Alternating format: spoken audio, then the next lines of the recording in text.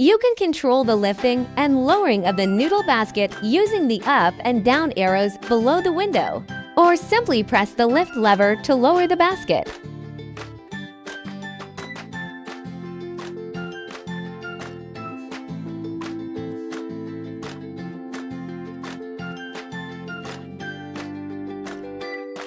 Cooking procedure. Once the temperature and time are set, wait for the water to reach the desired temperature.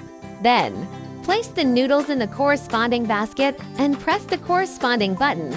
The noodle basket will lower, and the countdown on the menu will begin. In addition to cooking noodles, it can also steam food.